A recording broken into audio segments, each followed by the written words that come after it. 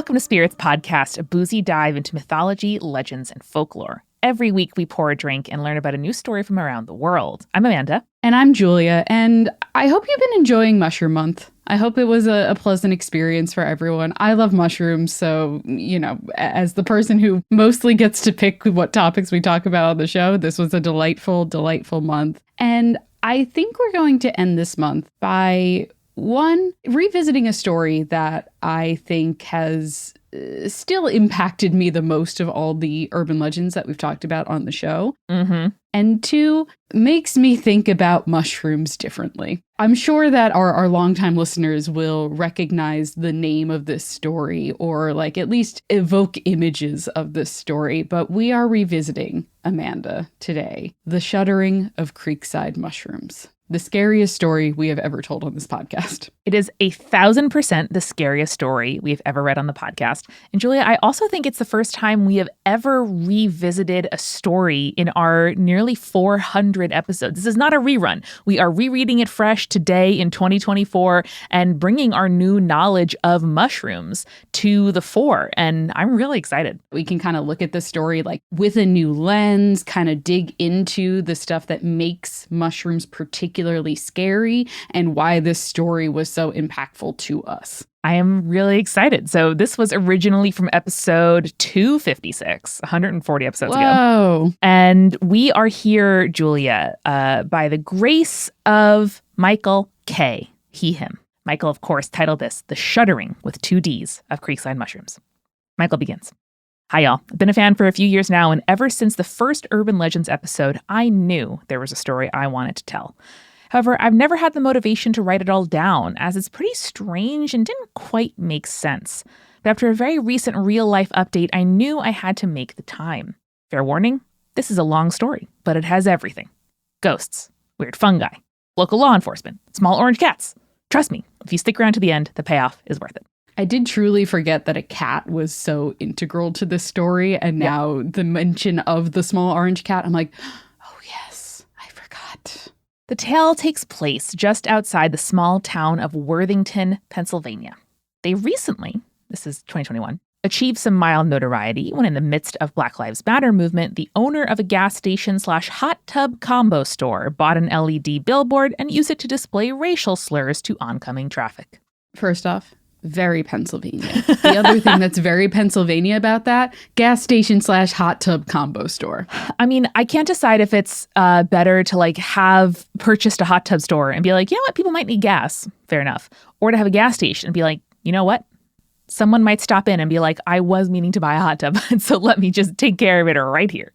No, the latter. The latter is the wild thing. Yeah. The latter makes no sense.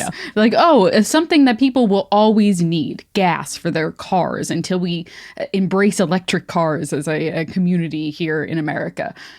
What people might not realize they want or need, but are going to realize it once they come into my store, hot tubs. Extremely true, because I think the infrastructure of the gas station is what probably pre-exists. You probably buy a gas station that's already been there versus make a new one in 2024. So, yeah. Yeah, you don't pay to put in pumps at a hot tub store. You add a hot tub store to a gas station, for sure. Incredible. That incident was a couple years ago at this point, and since then the business has done so well that he managed to buy a second sign. Typical rural America. Not good. Not good, America. We're judging. Before this, Worthington, Pennsylvania had a more wholesome claim to fame as the home of the world's largest underground mushroom farm. Operating since 1937 in the bowels of an abandoned limestone quarry, Creekside Mushrooms once employed over 1,000 workers around the clock to supply half of the country's population with Moonlight brand white button mushrooms.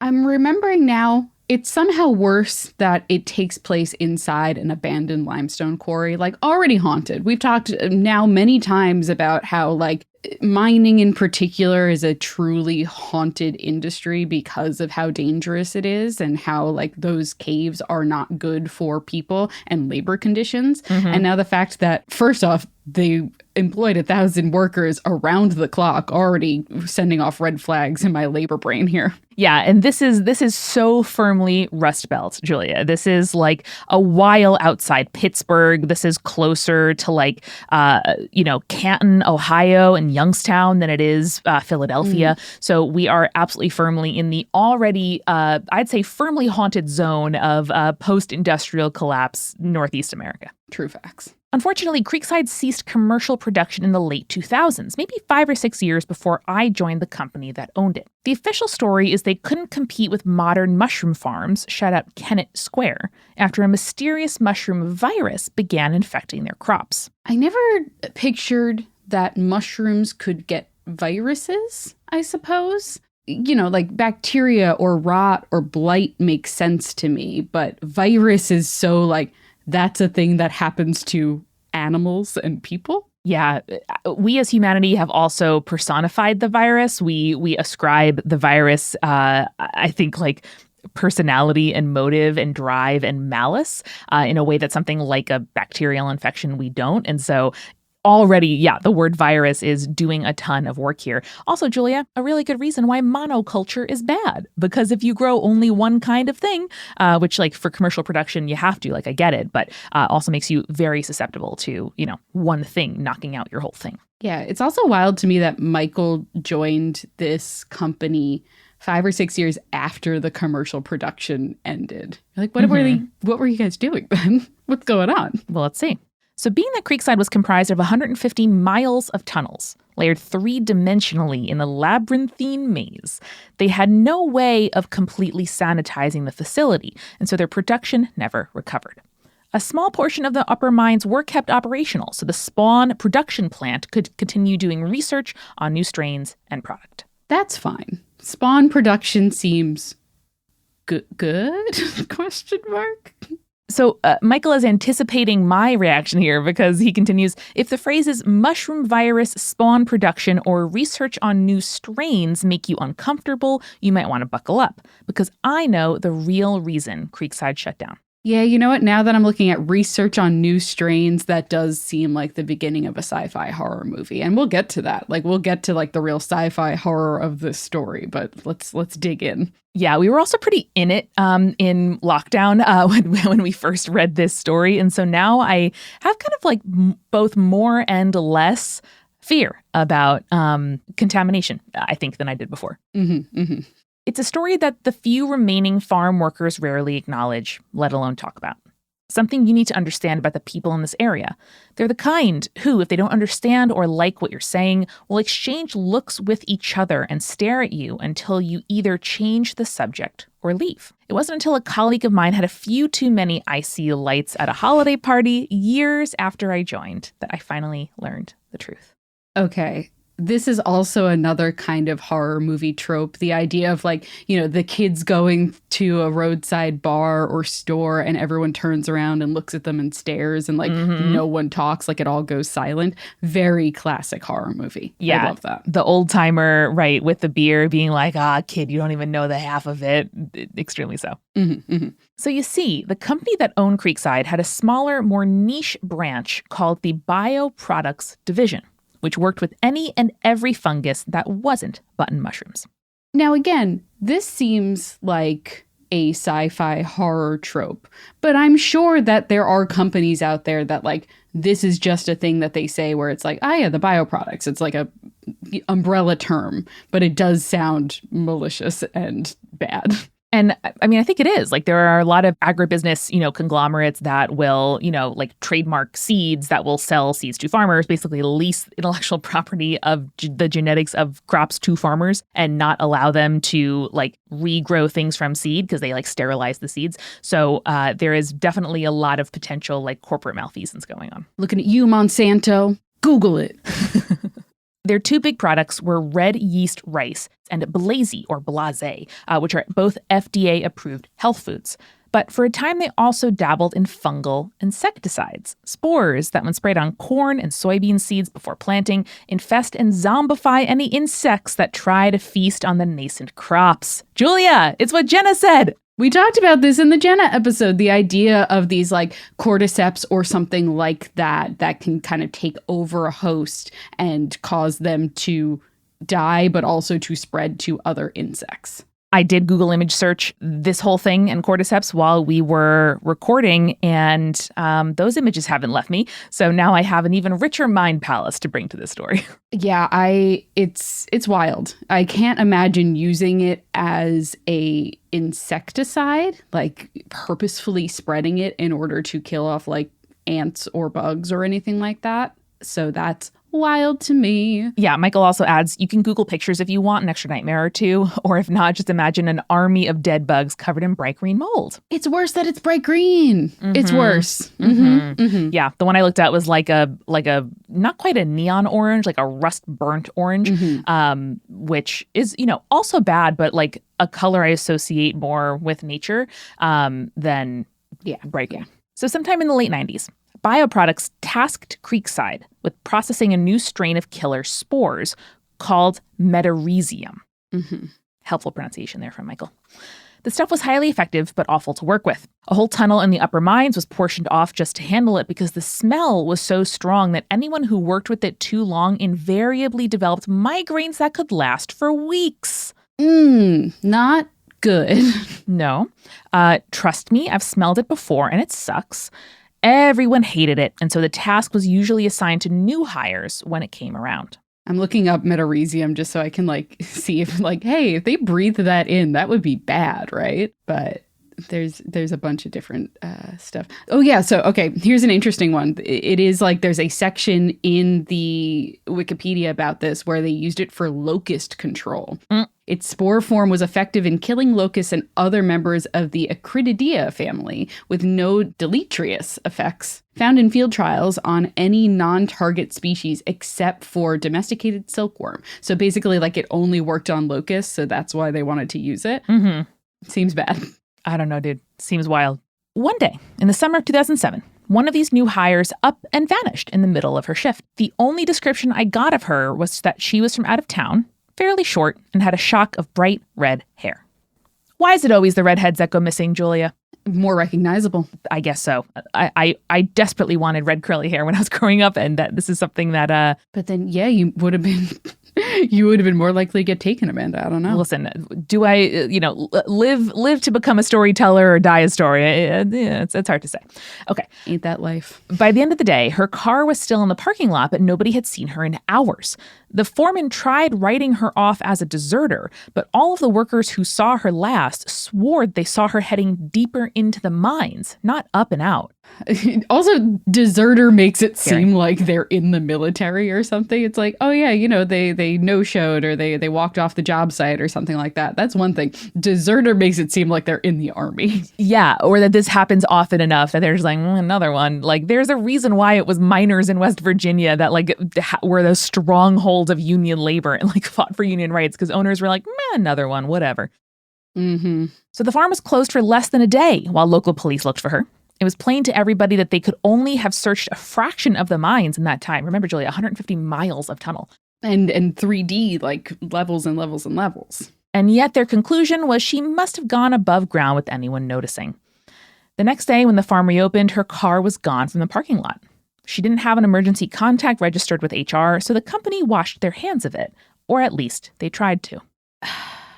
I was recently having a discussion with someone where I was like, your emergency contact is so important. And I know it should change depending on what you're doing.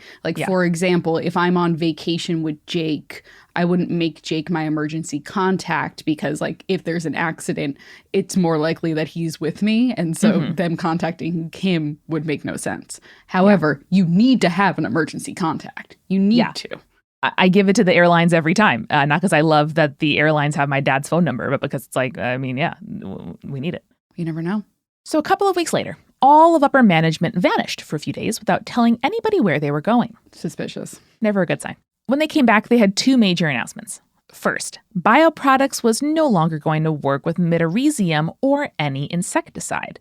Never good when a company shuts down a line of business, Julia. Either it means it was not profitable enough, or there is some reason bigger than profit that it shouldn't happen, which is the scary thing.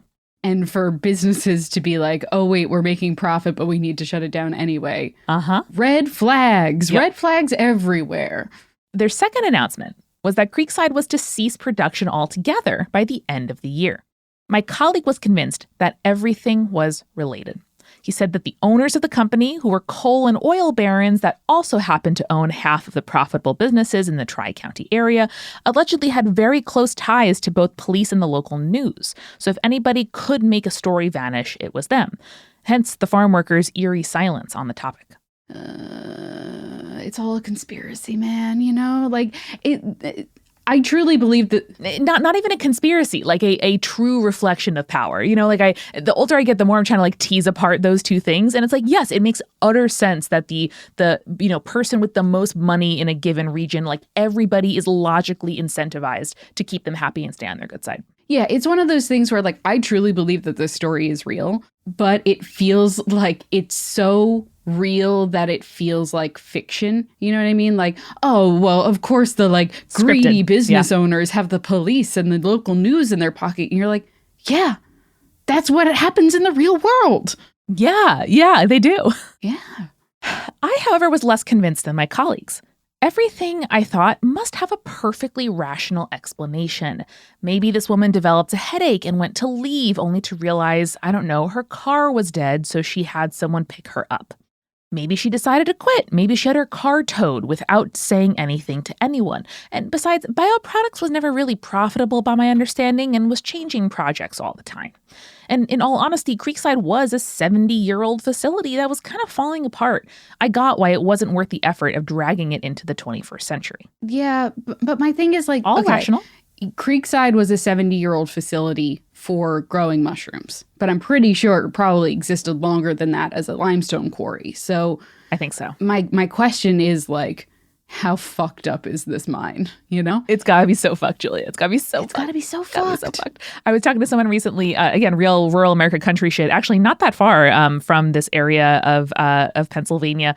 They were, as you do, talking about people you know who have died. And one of them was via jumping as a prank into a quarry, which just sounds like a bad idea overall. Kids. But they were teens. Like, well, yeah, one of the reasons why it's bad, it's not just jumping into a quarry, which is a bad idea. Like, what do you think is going to happen? But also, it's more expensive to recover equipment from the bottom of the quarry than it is just to leave it there and write it off. And so there's just like abandoned equipment laying in the bottom of the quarry. And so that is another new layer on this story for me of imagining like what kind, like why, of course not, like why would you haul a thing through 100 miles of tunnel and like up 60 feet vertically or whatever if you could just kind of leave it there to dust and rot. Yeah. Also worth noting, not all quarries end up like filled with water when they're abandoned. So this one, yeah. I'm only saying that because like in my mind, quarries are dry, but then I realize also quarries are sometimes like full of water as well. So I was like, how do you jump as a prank? But I assume it was filled with water. Yeah. Yes, of course. But again, under the surface, detritus of machines. Rusty old metal for you to impale your body parts onto. Not great. So a little bit about me and how I fit into all of this. I was hired in 2013 as a research assistant for the company's mushroom breeding program. My job was almost exclusively above ground, creating new crosses based on genetic and morphometric data, while what remained active at Creekside, which was rebranded as the trial farm, actually grew the crops that we were evaluating. Not bad for a first gig right out of college. Now, Michael, it does sound like you are about to create a mushroom monster in a sci-fi movie. Like, you need to understand, you're like, oh yeah, you know, we're just like cross-breeding stuff and like, you know, crossing based on genetics. And I'm like, I've seen a lot of horror movies where genetics goes wrong. Yeah, like I fully understand this is a real job. I know we have tons of researchers and scientists in the audience. And yet when someone says, oh yes, the morphometric data, I'm like, okay, so you're going to turn into like Norman from Batman immediately, right? You're going to be the Fly in Jeff Goldblum's The Fly. Yeah. Got it. Yeah. Cool. Very cool. After a couple of years, I was assigned the seemingly innocuous task of driving the 20 minutes from the lab to the trial farm to photograph our new strains once a week. That does seem innocuous. That seems fine. Normal. Also, Julia, I would run like checks up to payroll every week when I had my student job at school, and it was the best because I got to like say, got to leave early, say I was going to go drop off the checks, and like take twice as long to walk there as I should have. Excellent. So like, props to you. Solid job. So being an asocial person, I preferred going down when no one else was milling around, which meant either showing up at 5 in the morning or 3 in the afternoon. As you can imagine, as I was in my early 20s, it was mostly the 3 in the afternoon slot. This routine continued for a couple more years with that issue. Okay. Then, on a Saturday evening, in late January 2017, I received a text from my boss. According to a sensor that he could monitor remotely from his phone, the CO2 levels in one of the trial farm's grow rooms were through the roof. If someone didn't go down and reset the climate control mechanism, the crop would be ruined and we'd have to wait months to regrow the material and try again. Someone, of course, was me. I'm thinking about it now, and the fact that, like, this routine continued for a couple more years without issue. That's just enough time for it to feel like this is normal, this is fine, I'm never going to have a problem. Mm-hmm. Like, if this happened like 3 months into you having to like go down there to photograph stuff and then shit popped off. Yep. That would be like, well, I'm going to leave this job forever now. Julia, you're absolutely right. It's been 2 years. Michael's done this every week for 100 weeks. Why should the 101st one be any different? That's a great question. Well, we're going to see why exactly it was different and how this became Spirit's creepiest urban legend right after the break. Hey, it's Julia, and welcome to The Refill. I'm so glad you're enjoying, hopefully, the revisit of the Shuddering of Creekside Mushrooms, because it is genuinely one of my favorite stories of all time that we've done on the show, and I'm having a great time. And you know who else is having a great time? Probably our newest patron, Shauna. She joins the ranks of our supporting producer-level patrons like Alicia, Anne, Ariana, Ginger Spursboy, Hannah, Jack Marie, Jane, Jeremiah, Nieselkins, Lily, Matthew, Captain Jonathan, Malachi Cosmos, Sarah, and Scott, as well as our legend-level patrons, Audra, Bex, Chibi Yokai, Michael, Morgan H., Sarah, and Beam Me Up Scotty. And you know why Shauna is having a great time? They are probably getting cool rewards like listening to this episode ad-free, checking out the recipe card, both cocktail and mocktail that I made for this episode, and reviewing the cool director's commentary notes that I make for every single episode. And if any of that interests you, you can go to patreon.com/spiritspodcast right now to sign up at any tier. Might I recommend the $8 tier? You get a lot of bang for your buck out of that one. And if you sign up for an annual membership and you pay it all in advance, you actually get 2 months free. So check that out. That is patreon.com/spiritspodcast. I've also got a recommendation for you. I have been really enjoying A Marvellous Light by Freya Marske. It's a trilogy and I'm on the second book already, but the first one is A Marvellous Light, and it's very fun and like a little bit dark, but like a really good mystery. It is like an Edwardian romance that also has magic in it, and I love the kind of school of magic there. It is very, very interesting. It's basically around like, like cat's cradles, like with thread and stuff like that. It's fascinating. I think you'll really enjoy it. So check it out. There is a link in our show notes.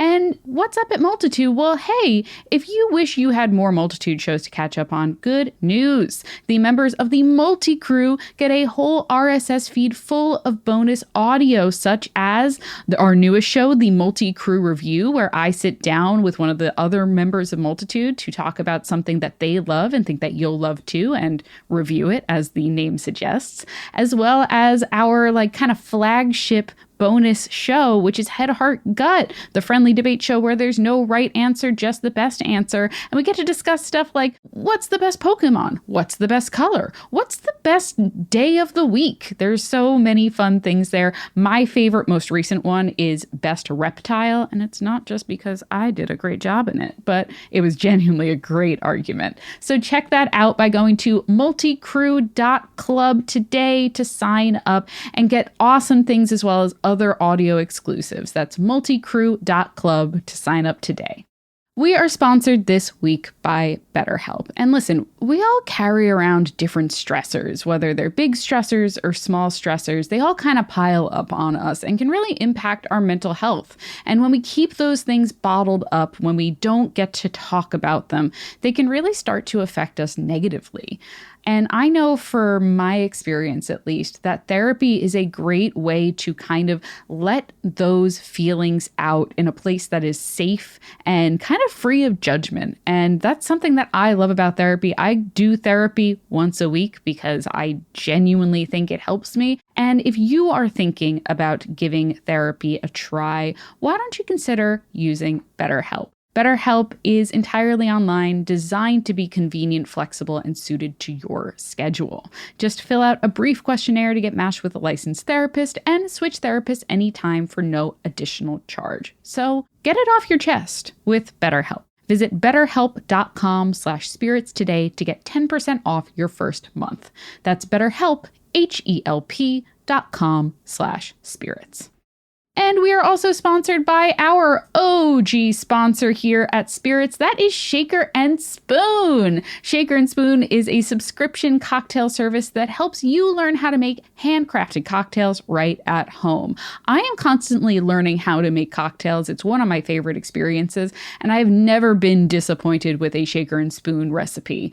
Honestly, they are fantastic. Every box comes with enough ingredients to make 3 different cocktail recipes developed by world-class mixologists, and they really put a lot of thought into it.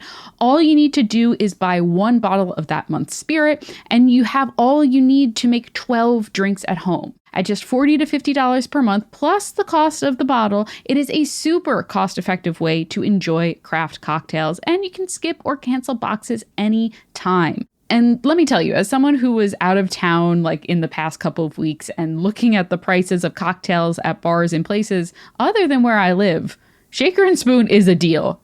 Cocktails are so expensive by me, it's ridiculous. Grab Shaker and Spoon, invite some friends over, class up your nightcaps, or be the best house guest of all time with your Shaker and Spoon box. Get $20 off your first box at shakerandspoon.com/cool. That is shakerandspoon.com/cool. This podcast is sponsored by Marley Spoon. Marley Spoon knows bland food is boring, so they created the best tasting meal kit money can buy. And with our code SPIRITS, you can get up to 25 free meals. And 25 free meals is great because you can choose from over 100 delicious recipes every week with Marley Spoon. My favorite recent meal from them was the Cajun spiced chicken. I loved the spice blend on that. It was absolutely delicious and so easy to make. And what I really like is many of their recipes are completely customizable. So if you're looking for vegetarian meals or family-friendly dishes or low-carb options, Marley Spoon has the food that you want to eat. And there's something really rewarding about cooking food yourself and it tasting amazing versus doing expensive, unhealthy takeout. And I'll be honest, I have been trying to cook a lot more this summer. Sometimes it's tough when you have to turn the oven on in the kitchen and stuff like that. But I have found, especially with the help of Marley Spoon, it is totally worth it. And Marley Spoon also saves you from making that extra grocery haul with their online market for pantry essentials. You can shop their selection of over 125 items like seasonal produce, ready-to-heat options, meal shortcuts, extra proteins, handy snacks, and so much more. Plus, with Marley Spoon, you aren't locked in long-term. Marley Spoon's flexible subscription allows you to edit, pause, or cancel your boxes anytime. So experience the most personalized meal kit today with Marley Spoon. Head to marleyspoon.com/offer/spirits and use code SPIRITS to get up to 25 free meals. That's right, up to 25 free meals with Marley Spoon. One last time, that's marleyspoon.com/offer/spirits for up to 25 free meals. And make sure you use our promo code SPIRITS so they know that we sent you. And now, let's get back to the episode.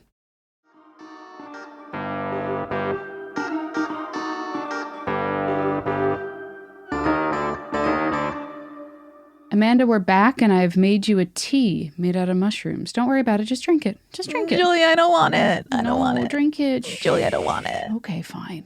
I'll have it. Oh, no. Julia's grown 8 feet tall. Ah!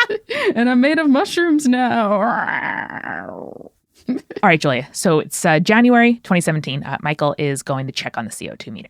It was early in the evening when I left, since I remember the sky wasn't quite pitch black yet.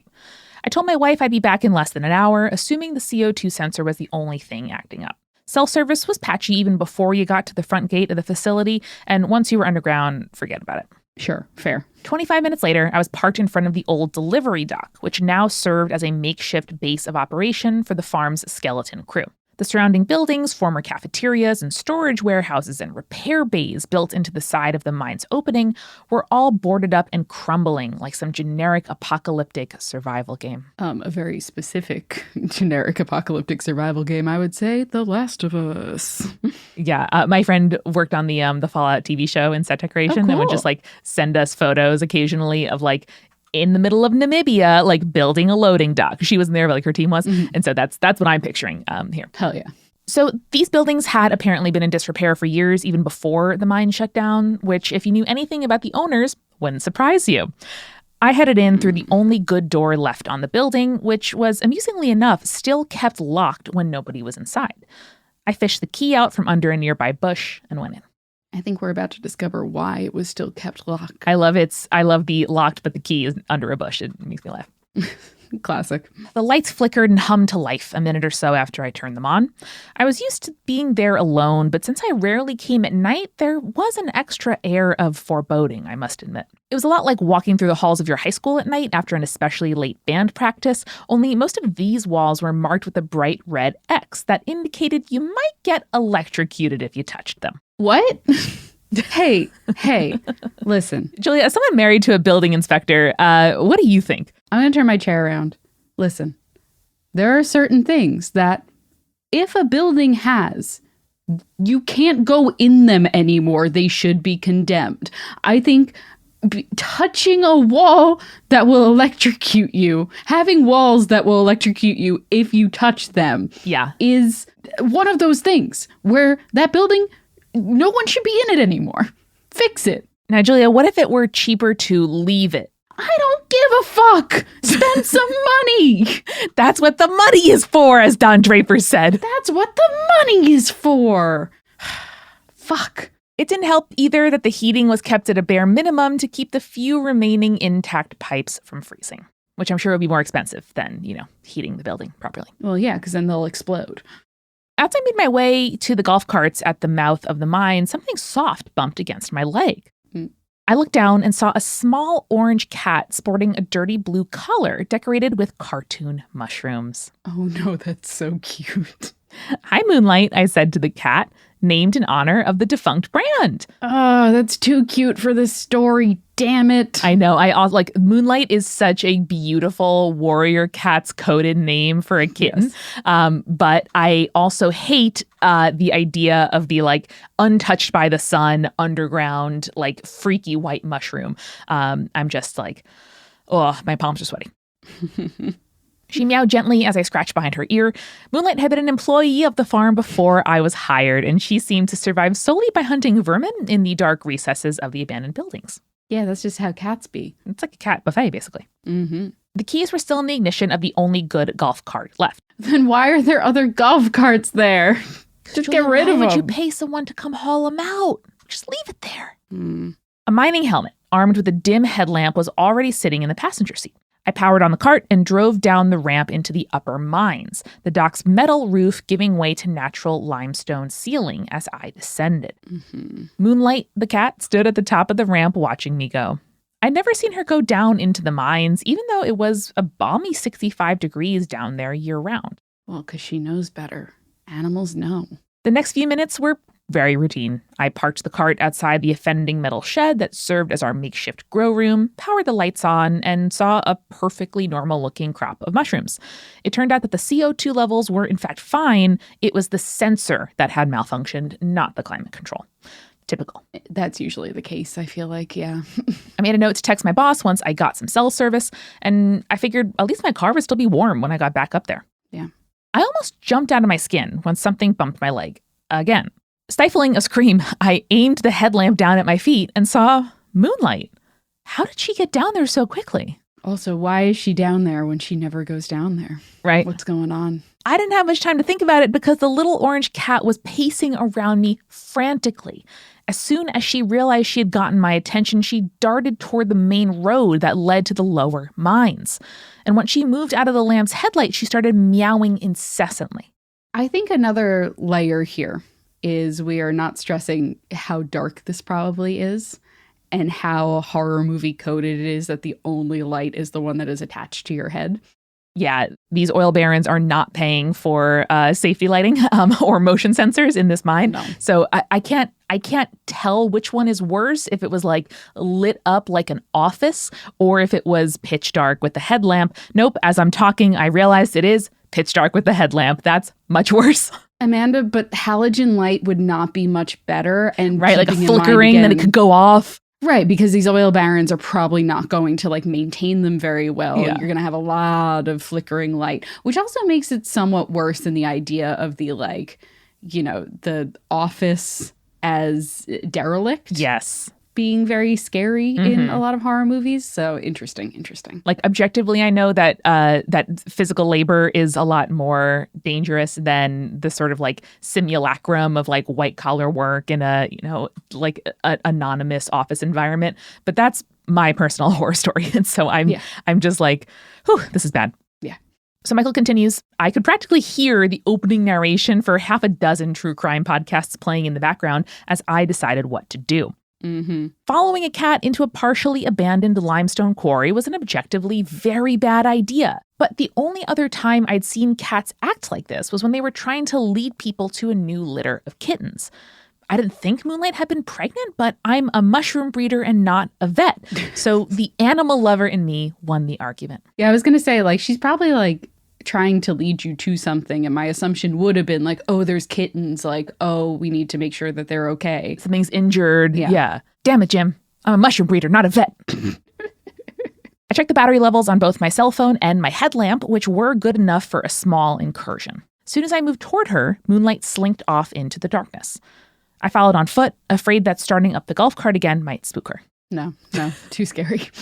Should have taken the golf cart, could have gotten out of there quicker. I think I would just feel like I have some layer of defense around me. Yes. I don't know.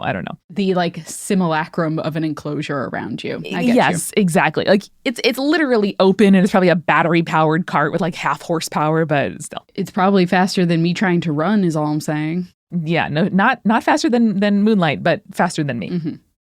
So some combination of adrenaline and the monotony of the endless caverns made me kind of disassociate from the concept of time. I don't really know how long I followed her, how many blocked off or caved in side tunnels we passed as we traveled ever deeper through the bones of the earth. The old mining paths were a lot like a vascular system, with one wide artery at the top that branched exponentially into smaller capillaries. The whole time, Moonlight danced in and out of the bobbing beam of my headlamp, her cries periodically piercing the relative quiet of the caves.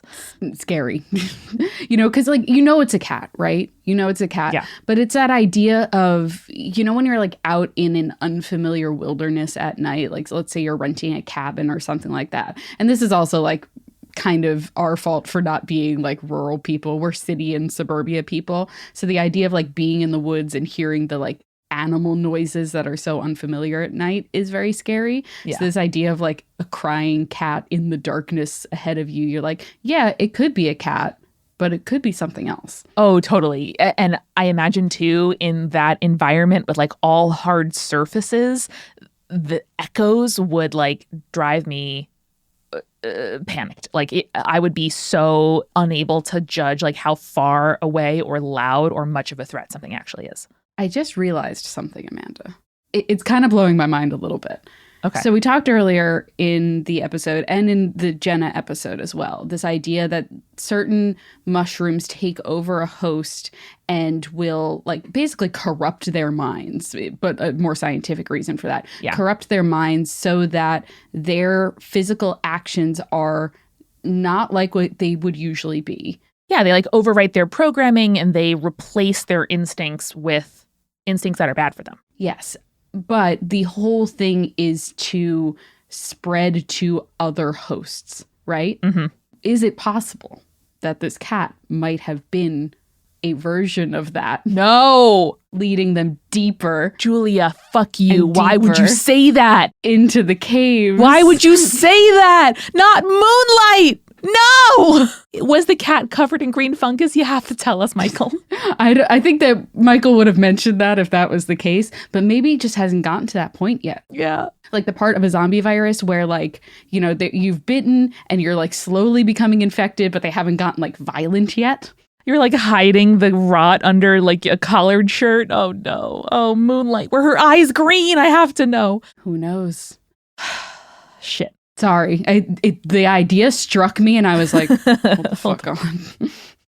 Abruptly, Moonlight dashed into a narrow chasm, barely wide enough for me to walk through, and I nearly followed her before realizing my mistake. Until now, I had been confident I could find my way back out, but with this departure from the main road, I knew I could easily get lost. I considered turning around then and there, but Moonlight's cries were nearly constant now. I figured we had to be close to whatever she was leading me to. What if it's the mother spore? Ah! Okay, thinking quickly, I ditched the headlamp from my helmet and laid it on the ground, aimed at the entrance to the passage to mark my way. I turned my phone's flashlight on for the rest of the walk before proceeding. So up until this point, I hadn't noticed anything weird about the smell in the mines. It was the usual mixture of damp limestone and stale dirt, kind of like an old cellar, if you've ever been in one of those. But now it was being replaced by a new odor.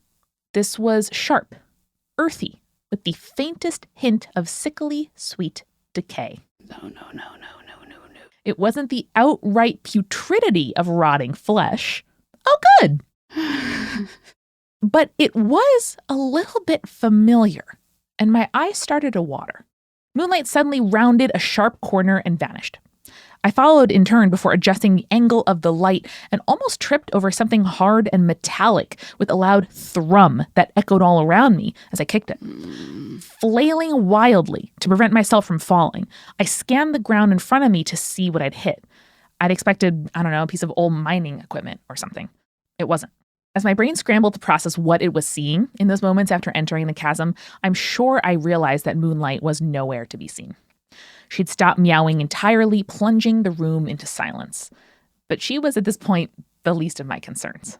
The thing I had tripped over was a canoe, because Moonlight had led me to the shore of an underground lake hundreds of feet in diameter.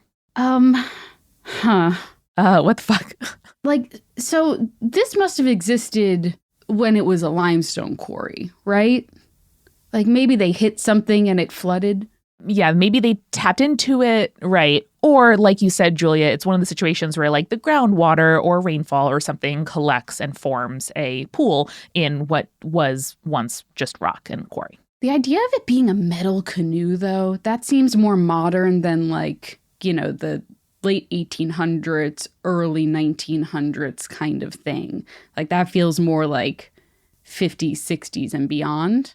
Yeah, I get the sense that this is probably in the mushroom farm era and not the limestone quarry era, you know? Mm-hmm.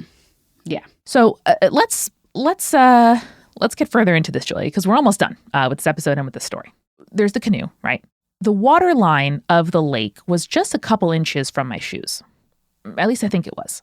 It was hard to tell because every surface in the whole cavern was covered by a thick layer of bright green mold. That's the one that he mentioned before. That's the one that they used as the insecticide.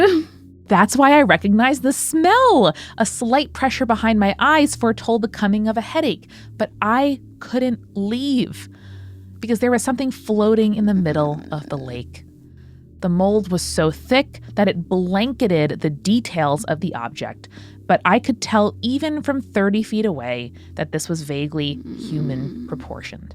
As I strained to see what it was, the utter noiselessness of the room I was in triggered my tinnitus and my ears began to ring.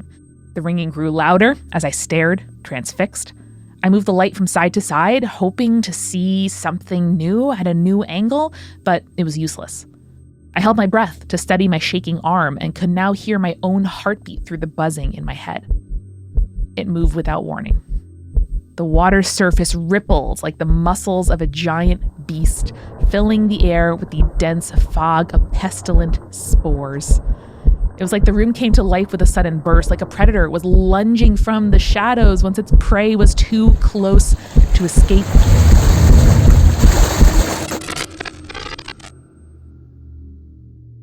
And listeners, Amanda here. If, like me, you are saying, how the fuck is Michael alive to tell me this story? Here we go.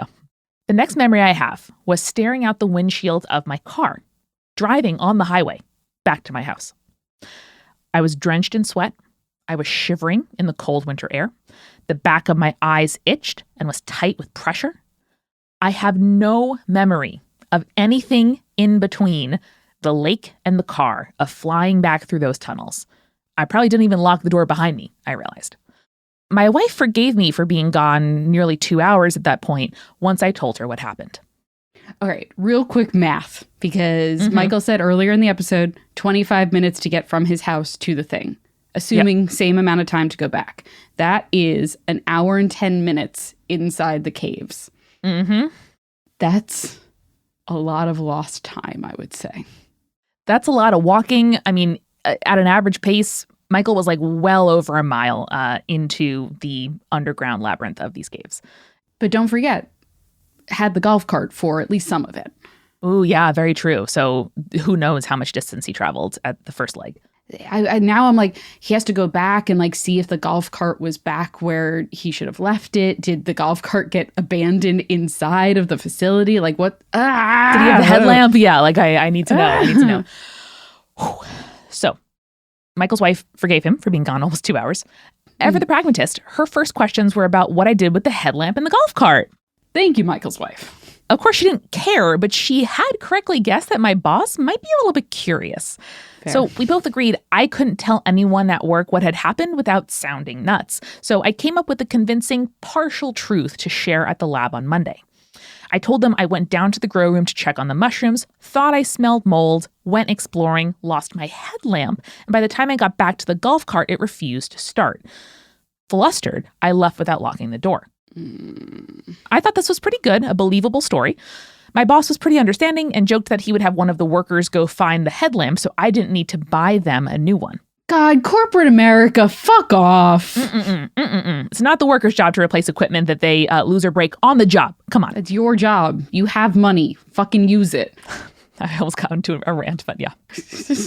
I spent the rest of that week figuring out how I was going to get out of taking pictures in the mines ever again. It turns out I didn't have to be worried. My boss took an unannounced leave of absence a couple days later. No one knew where he went, not even his secretary. And Julia, that is the most chilling line in this story. If your admin assistant doesn't know where you are dead, okay? Those are the rules. I mean, you're not wrong. You're truly not wrong. I'm not wrong. Corporate admin assistants, sound off. You know the details of your boss's lives, okay? If you don't know where they are dead or committing a crime. Amanda, truly, I started reading a book a couple of days ago where that is 100% the truth. A character died in the first chapter, and then the secretary is like, I simply don't know where he went. If the admin doesn't know, there is nothing to be known. It's not possible. You're dead. Sorry. The following Monday. So, okay, about like 8 days after, right? Or 9 days after. I was greeted with an email stating that the owners were selling the company. Effective immediately, Creekside was being condemned over, quote, safety concerns. I mean, to be fair, there were walls that could electrocute people. There were safety concerns, but I want to know why now. The trial farm was to be relocated to a more modern building, which was recently vacated ever since bioproducts got their own facility closer to Pittsburgh. I could walk to the new farm from the lab, which was nice. But amidst the chaos of the sale and the relocation, I all but forgot my final day in Creekside, as I did the story of that missing employee. And being a progressive socialist in the heart of Trump country, USA, I'd been disinclined to talk to any of the remaining farm workers beyond the exchange of a few polite greetings for the last couple of years. Even that seemed like it was asking too much sometimes. The crew's attitude toward me had grown icy, but I sort of attributed that to the one time I wore a pride shirt around them and figured that was the problem. Fair. Which brings us to a couple of weeks ago. In August 2021, it's my real life update. Thanks to that quote-unquote labor shortage at Creekside, I was asked to spend a day at the new trial farm helping out. The worst part was running out of things to talk about with my coworkers after the first 5 minutes or so. Time had tampered my feelings about that night I spent in the caves, and I was left with a question I'd never gotten an answer to. So I figured, okay, we're here, nothing to talk about. Now is as good a time as any to ask. Hey, I asked the room, whatever happened to Moonlight? I was met with an all too familiar wall of blank stares and shared glances. It was in that moment I remembered, oh, of course, I had named the cat Moonlight, and I never said it to anyone else. They probably didn't know what I was talking about. So I said, you know, the little cat from Creekside, anyone know what happened to her? One of the women, Tina, spoke up after what felt like an eternally long, awkward pause. Good for Tina. Her response cracked the dam on a deluge of memories I had tried for so long to keep bricked up. They washed over me, filling in the gaps to a story I was unprepared to see. Both times Creekside had shut down. First partially and then completely, had been precipitated by unexplained events occurring deep underground, each involving those wretched spores. Was the reason the farm crew became cold toward me the same reason they never talked about that missing woman? What were the owners so afraid of down there? What were they trying to hide? If we're lucky, the world may never know. Tina said to me in a blunt and tired tone, "What cat?" Fuck. Chef's kiss emoji, mushroom emoji, cat emoji, ghost emoji, redhead lady emoji. Oh, the fact that the cat was ginger too and the redhead lady going missing. Oh my God. The mushroom collar, like it nothing. Who put the mushroom collar on the cat? Did the cat even exist? What's happening? What the fuck? What the fuck? What the fuck, Michael? 3 years later, this shit is haunting me and I love it. It's like I picture this story so much in my mind, and the fact that it still scares and surprises me reading it several years later is so fucking amazing. Also, my one complaint and note, we were just rolling with it, so I didn't want to stop and talk about it. Yeah. Michael, did you not wear masks down in the mines where the mushrooms are? Well, Julia, this was before 2020, so no one's ever heard of masks or workplace scientist. Safety. But he is a scientist, and they are doing research, especially like the idea of a spore man. Like, I've seen too many episodes of House. I've seen Osmosis Jones at a formative age. I picture those little guys going in my mouth and making a whole lake of here, I'll read you the line that I was like, dude, are you wearing a mask? Which was, the water's coagulated surface rippled like the muscles of a great eldritch beast, filling the air with a dense fog of pestilent spores. I'm like, you breathe those in. You breathe them in. You sure do. You sure do, no. Old buddy, old pal. Oh, Michael, I hope you're okay. We had one follow-up email from Michael just letting us know, like, everything's okay. Like, we're doing all right now. But I hope you're still okay, Michael. I hope Michael is still okay. I'm going to drop him a note to let him know that we're going to be revisiting this episode. And Julia, you're right. In the follow-up email where he was just like, "This is so flattering. I can't believe you gave me a whole episode." He does say, "I didn't have space in my email to talk about the time a group of people broke into the mines armed with AR-15s and flashbangs. This real event happened a few years ago, and the official account is they were kids looking to steal stuff for drug money."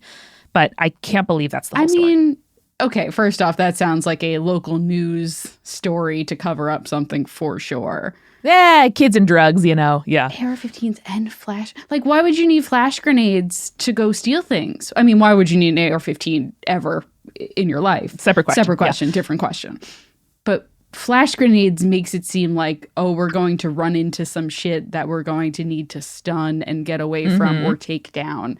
And that sounds like a Black Ops team going in there.